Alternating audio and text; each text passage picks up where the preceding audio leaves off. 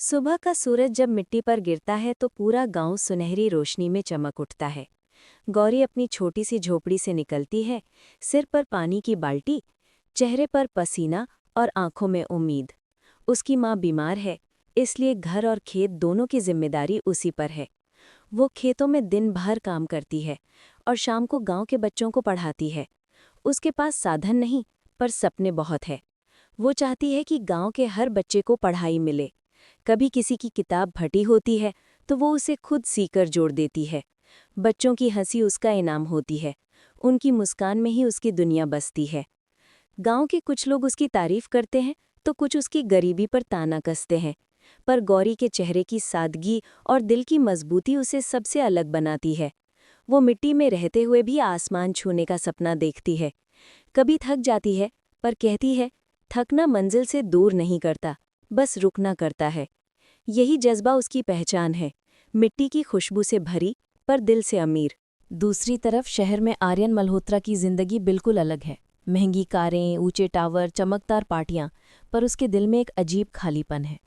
उसके पिता विक्रम मल्होत्रा शहर के बड़े बिजनेसमैन हैं, जो चाहते हैं कि आर्यन उनका साम्राज्य संभाले। पर आर्यन का मन इन सब में नहीं लगता। उसे लगता है जिंदगी में कुछ कमी है। उसकी गर्लफ्रेंड रागिनी उसे अक्सर कहती है, आर्यन, तुम्हें लाइफ को एंजॉय करना नहीं आता। आर्यन बस मुस्कुरा देता है, पर भीतर से बेचैन रहता है। एक दिन उसके पिता कहते हैं, हम गांव में नया स्कूल प्रोजेक्ट शुरू कर रहे हैं, जाकर देखो। वो सोचता है, शहर से गांव, मैं वहां क्या करूंगा। लेकिन पिता का आदेश था, मानना ही पड़ा। अगले दिन वो अपनी कार्ड लेकर गांव की ओर निकल पड़ता है। रास्ते में वो पहली बार शहर की चकाचौंध से दूर मिट्टी की सौंधी महक महसूस करता है। उसे पता नहीं था कि ये यात्रा सिर्फ बिजनेस की नहीं, बल्कि जिंदगी की सबसे बड़ी मुलाकात बनने वाली है। गांव में पहुंचते ही आर्यन की आंखों के सामने एक नई दुनिया खुल जाती है। टूटी सड़कों के किनारे बच्चे खेल रहे हैं, महिलाएं कुएं से पानी भर रही हैं और हवा में मिट्टी की खुशबू घुली हुई है। वो स्कूल प्रोजेक्ट का सर्वे देखने जाता है, जहां उसकी नज़र एक लड़की पर टिक जाती है, गौरी। वो मिट्टी में बैठे बच्चों को पढ़ा रही थी, बिना बोर्ड, बिना डेस्क, बस चेहरे पर एक आत्मविश्वास की रोशनी थी। आर्यन कुछ देर तक उसे देखता रहता है, जैसे वक्त थम गया हो। जब गौरी मुड़कर देखती है तो सीधा पूछती है, आप यहाँ क्या करने आए हैं? आर्यन हल्के से मुस्कुराता है, थोड़ा काम और शायद कुछ सीखने। गौरी कहती है, सीखने के लिए किताब नहीं, दिल साफ होना चाहिए। उसकी बात आर्यन के दिल को छू जाती है। शाम होते होते जब आर्यन लौटता है तो हवा में वही मिट्टी की खुशबू उठती है, जो अब उसके दिल में बस चुकी है। उसे नहीं पता कि उसकी जिंदगी की कहानी अब इसी मिट्टी से शुरू हो चुकी है। अगली सुबह आर्यन फिर से उसी जगह लौटता है जहां उसने गौरी को देखा था।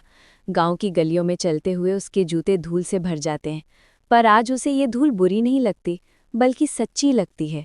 वो बच्चों के बीच जाकर खड़ा हो जाता है और गौरी उसे देखकर हैरान रह जाती है। आप फिर से आ गए? आर्यन मुस्कुराता है, कल तो बस झलक देखी थी, आज सच्चाई समझने आया हूँ। बच्चे हंसने लगते हैं और गौरी झिझकते हुए कहती है, यहाँ दिखावे की नहीं, मेहनत की जगह है। आर्यन जवाब देता है, शायद इसी मेहनत की तलाश में तो मैं आया हूँ। धीरे धीरे दोनों के बीच बातचीत शुरू होती है। गौरी उसे गांव की परेशानियां बताती है, टूटा स्कूल, कमी संसाधनों की और बच्चों के सपनों की। आर्यन पहली बार किसी के मुंह से इतनी सच्ची बातें सुनता है। उसे एहसास होता है कि ये लड़की सिर्फ गरीब नहीं, बल्कि अंदर से बहुत अमीर है। उसी शाम वो तय करता है कि इस गांव और गौरी के लिए कुछ अच्छा करेगा। अब आर्यन रोज गांव आने लगा। वो बच्चों के साथ खेलता, पढ़ने में मदद करता और गौरी के साथ समय बिताने लगा। गांव वाले पहले उसे शहर वाला साहब कहकर दूर रहते थे, पर अब उसकी सादगी देखकर सबके दिल पिघलने लगे। गौरी उसे मिट्टी के दिए बनाना सिखाती है और कहती है, जिस मिट्टी में मेहनत हो वही सबसे कीमती होती है। आर्यन हंसते हुए जवाब देता है, फिर तो तुम इस गांव की सबसे कीमती चीज हो। गौरी शर्म से नजर झुका लेती है, पर उसके होठों पर मुस्कान आ जाती है। धीरे धीरे दोनों के बीच एक अजीब सा अपनापन बढ़ने लगता है। बरसात की पहली बूंदें गिरती हैं और दोनों बच्चों के साथ भीगते हैं। आर्यन के लिए ये पल नया था, बिना दिखावे के, बस सच्चे एहसासों से भरा हुआ। गौरी उसे कहती है, आप शहर वालों को लगता होगा खुशी महंगी चीज है। आर्यन मुस्कुराता है, आज समझा हूं, सच्ची खुशी मिट्टी की खुशबू जैसी होती है, सस्ती लेकिन अनमोल। इधर शहर में रागिनी को पता चलता है कि आर्यन गांव में एक गांव की लड़की के साथ समय बिता रहा है। वो गुस्से में वहां पहुंचती है और सबके सामने गौरी को नीचा दिखाने की कोशिश करती है। वो कहती है, आर्यन, ये तुम्हारे लेवल की नहीं है, ये तो बस एक गांव की टीचर है। गौरी कुछ नहीं कहती, बस मुस्कुराकर जवाब देती है, लेवल पैसों से नहीं, सोच से तय होता है। आर्यन पहली बार किसी को रागिनी के सामने सच्चाई बोलते देखता है। वो गौरी की आंखों में झांक कर कहता है, शायद तुम्हारे जैसे लोगों से ही दुनिया बदलती है।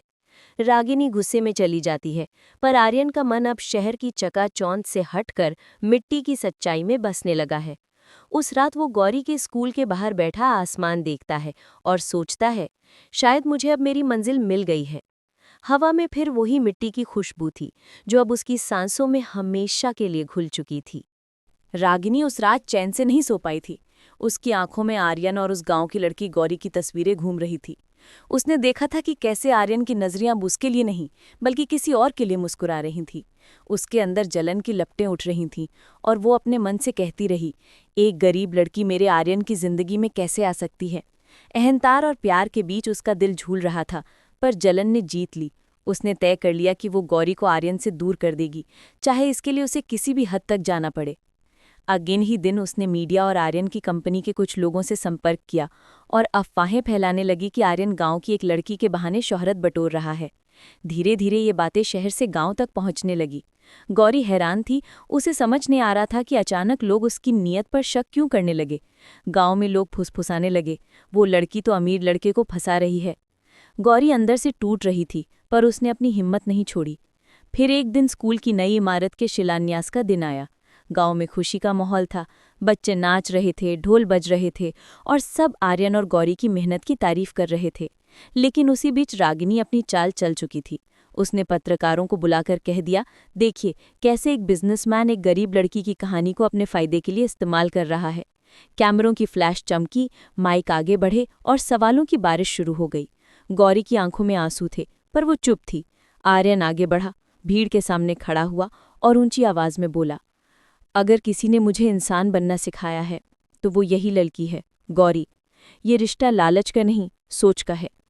पूरा मैदान खामोश हो गया। रागिनी के चेहरे पर वो मुस्कान गायब थी जो कुछ पल पहले तक थी। उसकी आंखों में अब हार का दर्द था और दिल में खालीपन। उसने देखा कि आर्यन ने उसे नहीं बल्कि सच्चाई को चुना है। रात हो चुकी थी, आसमान में बादल गरज रहे थे और मिट्टी की खुशबू हवा में फैली थी। गौरी अकेले बरामदे में बैठी थी। उसका चेहरा थका हुआ, पर आंखों में सच्चाई की चमक अब भी बाकी थी। अचानक आर्यन वहां पहुंचा और उसके सर पर छाता रखा और धीमे से बोला, माफ करना गौरी, मेरी वजह से तुम्हें ये सब सहना पड़ा। गौरी ने हल्की मुस्कान के साथ कहा, गलती तुम्हारी नहीं, लोगों की सोच की है। आर्यन ने उसका हाथ थाम लिया और कहा, अब मैं उसी सोच को बदलूंगा, तुम्हारे साथ मिलकर। दोनों की आंखों में बारिश की बूंदें झिलमिला रही थीं, पर इस बार आंसू नहीं थे, सिर्फ एक नया भरोसा था। उस पल दोनों के बीच ना कोई अमीरी थी ना गरीबी, बस इंसानियत थी, सच्चाई थी। दूर बिजली चमक रही थी और हवा में वही पुरानी मिट्टी की महक थी जो अब उनकी कहानी का हिस्सा बन चुकी थी। रागिनी की जलन राख में बदल चुकी थी और उस राख से एक नई रोशनी जन्म ले चुकी थी, एक ऐसी रोशनी जो सच और प्यार दोनों को जगमगा रही थी। रात के उस बरसात के बाद बहुत कुछ बदल गया था। आर्यन ने शहर लौटते ही अपने फाउंडेशन के कामों में जान डाल दी, पर अब उसका मकसद अलग था। वो अब सिर्फ बिजनेस नहीं, समाज को बदलना चाहता था। उसने हर उस गांव की फाइल मांगी जहां शिक्षा अधूरी थी, और हर फाइल पर लिखा गौरी योजना। लोग पूछते, सर ये नाम क्यों? और वो बस मुस्कुरा देता, क्योंकि एक लड़की ने मुझे सिखाया है कि असली अमीरी दिमाग और दिल की होती है, पैसों की नहीं। उधर गौरी भी अपने गांव में पहले से ज्यादा मेहनत कर रही थी। अब वो सिर्फ बच्चों को नहीं, औरतों को भी पढ़ा रही थी ताकि वे अपने हक समझ सकें। गांव की औरतें कहती, गौरी दीदी तो भगवान की भेजी हुई हैं। पर गौरी जानती थी, उसके जीवन का असली मकसद अभी अधूरा है। हर रात जब वो आसमान देखती, उसे वही बारिश की रात याद आती जब आर्यन ने कहा था, मैं तुम्हारे साथ मिलकर ये सोच बदलूंगा।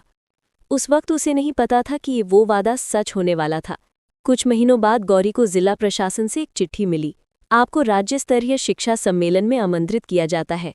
उसके चेहरे पर मुस्कान आई, पर जब उसने आयोजक का नाम देखा, दिल थम गया। मल्होत्रा फाउंडेशन। वो चुपचाप वहां पहुंची, साधारण साड़ी में, हाथ में अपनी पुरानी कॉपी लेकर। मंच पर आर्यन था, वही आत्मविश्वासी मुस्कान, पर अब आंखों में एक अजीब सी शांति। जैसे ही गौरी अंदर आई, उसकी नज़र सीधे आर्यन से मिली। दोनों के बीच वो सारे साल, वो सारी बातें एक पल में लौट आईं।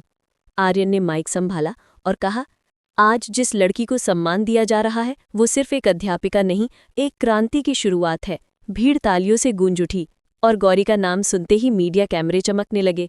वो धीरे धीरे मंच तक पहुंची। आर्यन ने उसे ट्रॉफी दी और दोनों के बीच वो पुराना सच्चा अपनापन लौट आया। वो पल किसी फिल्म के दृश्य की तरह था, बिना शब्दों के सिर्फ आंखों से कही गई बातें। सम्मेलन के बाद आर्यन और गौरी छत पर खड़े शहर की रोशनी देख रहे थे। नीचे गाड़ियां भाग रही थी, लेकिन उनके बीच सुकून का सन्नाटा था। आर्यन बोला, गौरी, अब मैं चाहता हूं कि हम साथ मिलकर पूरे राज्य में स्कूल बनाएं। तुम इस योजना की अगुवाई करो। गौरी ने शांत स्वर में कहा, अगर ये बच्चों के भविष्य के लिए है तो मैं हमेशा साथ हूं। आर्यन मुस्कुरा पड़ा। अब हमारी मंजिल एक है, बस रास्ते अलग थे। दोनों ने आसमान की ओर देखा, जहां बादल धीरे धीरे हट रहे थे और सितारे चमक रहे थे। नीचे शहर की रोशनी, ऊपर उम्मीद की चमक, और बीच में दो इंसान जिन्होंने अपनी दुनिया खुद बना ली थी, जहां अमीरी अब पैसों से नहीं, सोच से मापी जाती थी। उसी पल हवा चली और मिट्टी की वही पुरानी खुशबू फिर लौट आई, मानो जिंदगी ने कह दिया हो कि सच्चे रास्ते चाहे कितने भी अलग क्यों न हो, मंजिल हमेशा एक ही होती है, दिल से अमीरी। गौरी और आर्यन ने मिलकर जब पहला गौरी विद्यालय शुरू करने का निर्णय लिया, तो दोनों के चेहरों पर उम्मीद की रोशनी थी। लेकिन जैसे ही उन्होंने गांव में जमीन के लिए आवेदन दिया, राजनीति और लाल फीताशाही की दीवारें उनके सामने खड़ी हो गईं। अधिकारी कहते, कागजात पूरे नहीं हैं, और नेता मुस्कुराते हुए बोलते, थोड़ा सहयोग करो तो काम हो जाएगा। आर्यन ने अपने पैसे से सब आसान कर सकता था, पर गौरी ने साफ कहा, हम रिश्वत देकर नहीं, ईमानदारी से सपने पूरे करेंगे। आर्यन ने उसकी आंखों में देखा और सिर झुका दिया। ठीक है, अब ये लड़ाई सच्चाई की होगी। गांव के कुछ लोग उनके साथ आ गए, कुछ ने मुंह मोड़ लिया, पर बच्चों की आंखों में जो उम्मीद थी, उसने दोनों को हारने नहीं दिया। उन्होंने स्कूल की नींव खुद अपने हाथों से रखी। मिट्टी में गिरे, धूप में जले, पर मुस्कुराए।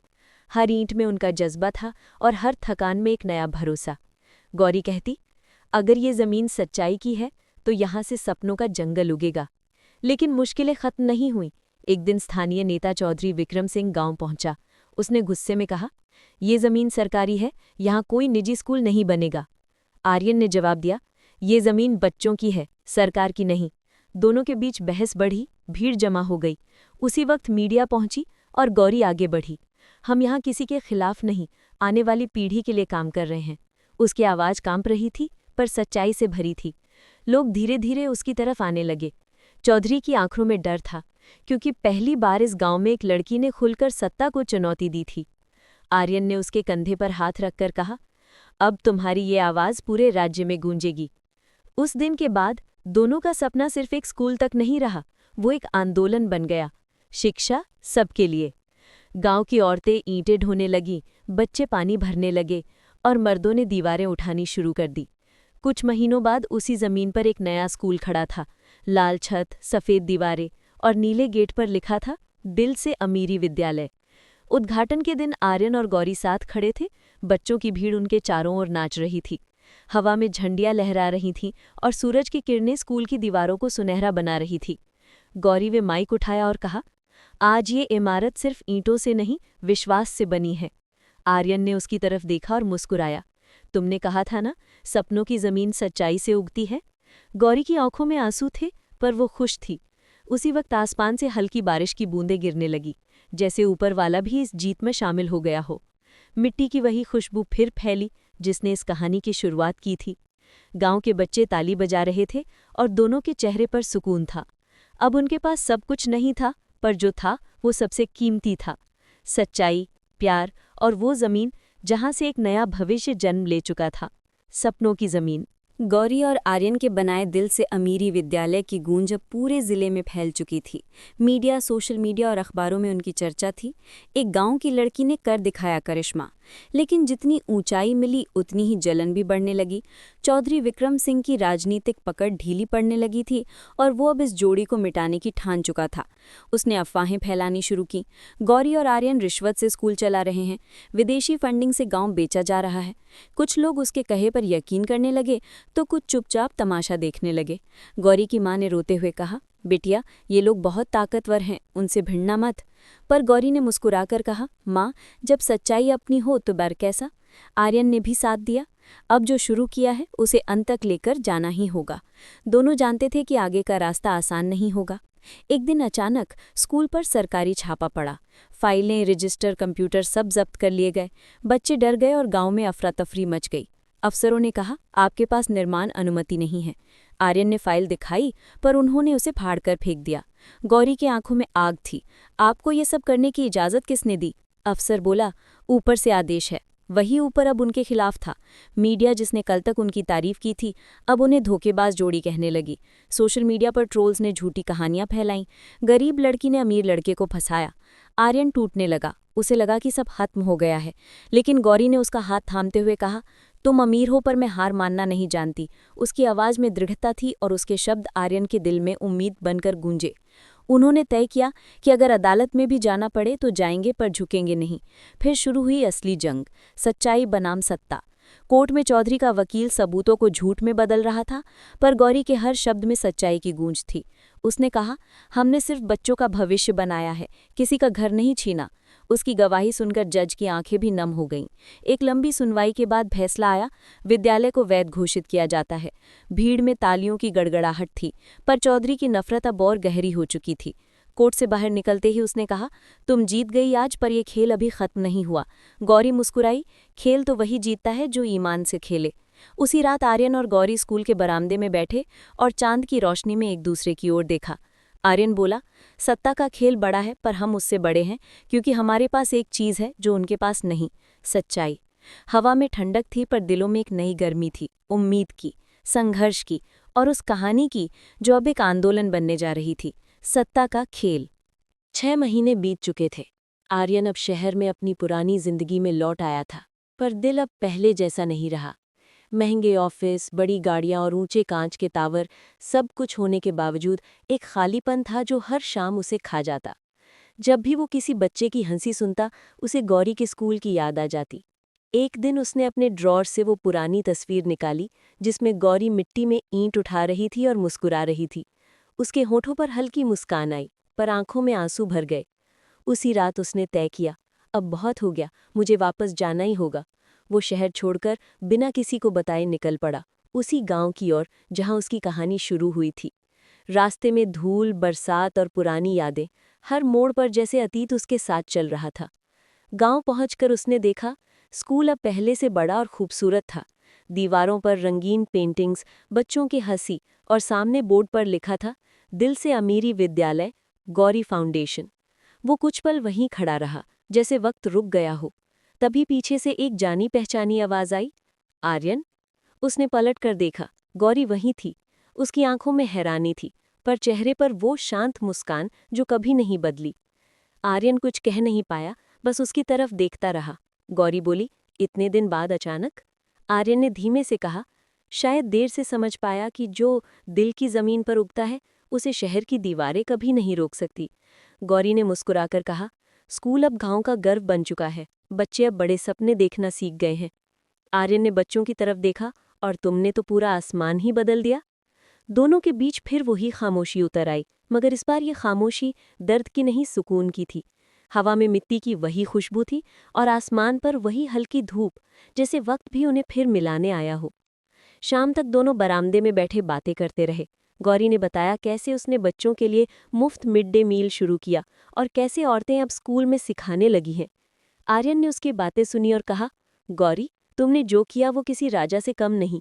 गौरी ने मुस्कुराकर कहा, राजा नहीं आर्यन, बस एक किसान की बेटी हूं जिसने सपनों के बीज बोए थे।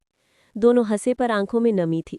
सूर्यास्त की लालिमा में उनके चेहरे चमक रहे थे, जैसे दो आत्माएं वक्त के बाद फिर एक धुन में मिल रही हों। जब रात हुई, आर्यन ने धीरे से कहा, अगर मैं अब यहीं रह जाऊं तो? गौरी ने पलट कर देखा, उसकी आंखें भर आईं।